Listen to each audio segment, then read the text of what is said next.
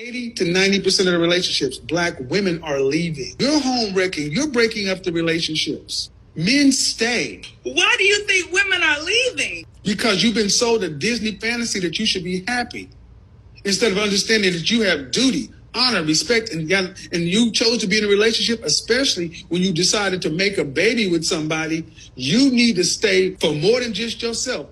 French toast your happiness. So I should settle? No, you should. Are you a Christian? I'm not.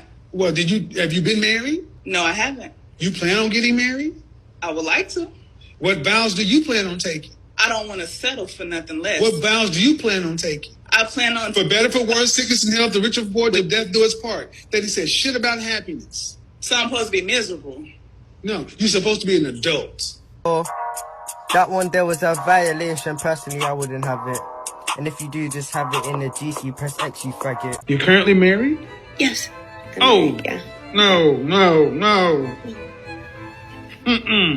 Oh, you gotta be kidding me. Ma'am, are you trolling me?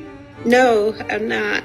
Yeah. And you're married, and you're actively on a platform with 1 million folks actively talking about leaving your husband to get back with your ex. Because he's high value, and I felt like... She belongs to the streets. I've heard some pretty interesting things in a year and a half of doing this show, but you probably have to be the worst woman I've ever spoken to.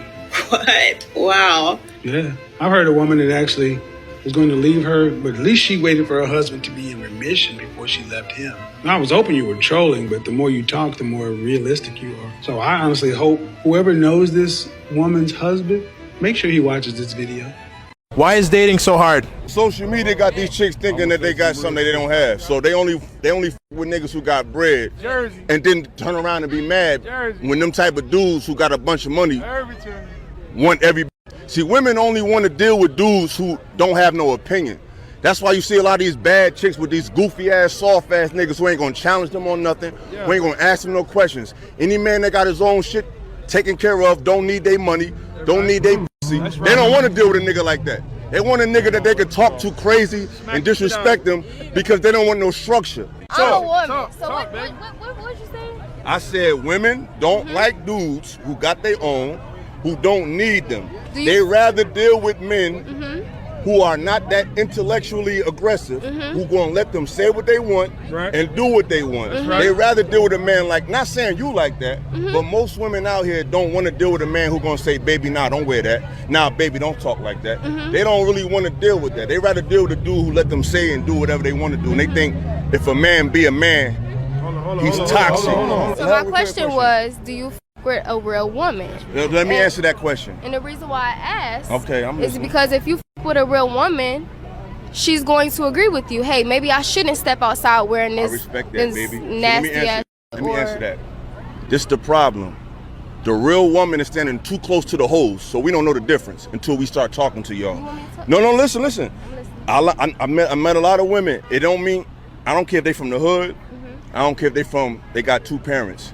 Their interests are the same.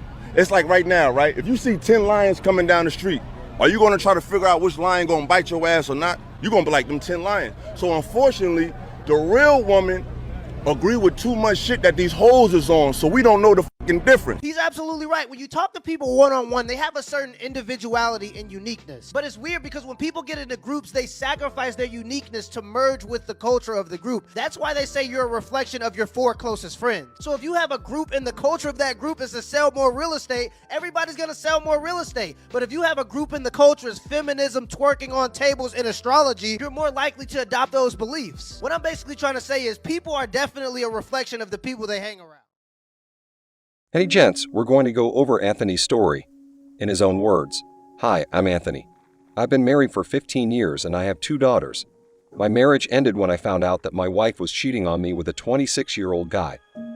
I didn't have any evidence that my wife was cheating at that time, but I was sure she was. When I confronted her, she pretty much had the attitude of like, so what? What are you going to do about it? I didn't do it. You can't prove anything. You don't have the guts to divorce me. I did prove it. Over some time I found sex toys and kinky items. She claimed they were mine, but they were not. She stopped having sex with me a few years earlier after our second daughter. so there was absolutely no physical affection or anything. Disheartened, I pressed on. I was working 2 jobs supporting my family. I kept calm through it all and tried to control my emotions. Although looking back now, I'm not sure how I did it, but I'm glad that I did. I just kept thinking about my daughters, the girls that will be part of a broken family that we promised we would never subject them to. How can we let this happen? I blamed myself for everything. The guilt was eating me up. But while every marriage has ups and downs, I was a good husband. I supported her and gave her what she wanted. She was just a typical woman who thinks that the grass is greener on the other side of the fence. I couldn't sleep for days. I was going through emotional hell because this was once the woman I loved and I had a daughter. I stayed strong and got things rolling to eventually kick her ass to the curb. I remember the sadness that I felt that day I decided that I was going to divorce her. I didn't want this, but she didn't respect me, and when I told her, she scoffed at it, saying, "You'll never divorce me." As I pressed on with not much money for legal counsel, but with determination, I sought out free local counseling, read articles, listened to blogs, and spoke to self-sufficiency groups locally when I could, around my failing marriage, her work schedule, and mine. I stepped up, had papers served to her, and it began. She was stunned but still shrugged it off, saying, "You will never break up your family," and with the mindset, "I can do whatever I want because, in the end, I will get away with it and take you for everything." I did nothing wrong. I'm a perfect guy. But I work, love, and support my family. I don't drink or get into trouble. I'm responsible and I don't gamble or cheat. If anything, I'm more boring, but I guess that love dies. Fast forward to the court date. I was representing myself. I showed up with everything documented because she knew that I would, as I do with everything. She didn't show up for the court hearing. I had everything that she did to me chronologically laid out in files, photos, and GPS records. The GPS is legal because we shared the vehicles. The judge began, and through it all, he ruled in my favor. He stated that regardless of whether she showed up today or not, he would rule in my favor regardless. He stated that I was an exemplary father and husband, not perfect as no man is, but that my hard work and honesty in admitting all the truths of our marriage all rang true. We sat in the courtroom for 8 full hours going over the minutiae of my marriage, just me, the judge, the bailiff, and the stenographer. It was the lowest high point in my life as he awarded me everything: sole custody, my children, the house, the vehicles, the assets, everything. She got nothing but the ring on her finger to pay child support, even though I make nearly 65% more than her, and also a warrant for her arrest because she did not show up for court. I'd asked that he reconsider the warrant because she would be in shock after what was about to befall her. He said to me that I was a true man and said that was the reason why he received this degree, because of my character. I simply stated I'm just a dad trying to do what was right in the end. The family was broken. I divorced on August 27, 2019, but I've accepted, as I always have since my daughters were born, total responsibility for all the cooking, cleaning, working laundry, shopping, discipline, laughing, crying, loving, all of it. I'm their daddy and they are happy, and that is my mission. Although I miss my wife, I can't explain it. After all she has done, she was my wife and the mortar of our girls. I've had women before and women after. But as of January 2022, I decided to just be single and stay powerful. To make things easy on my girls, I let the bitterness melt away a little. I've come to terms with my ex, and I've let her get more involved with the girls in their lives over the past 18 months. They need their mortar, and just because she doesn't love me, she still needs to be there for them. If they grow up and decide they will have a problem with the divorce, I will have to defer to her and she'll have to explain.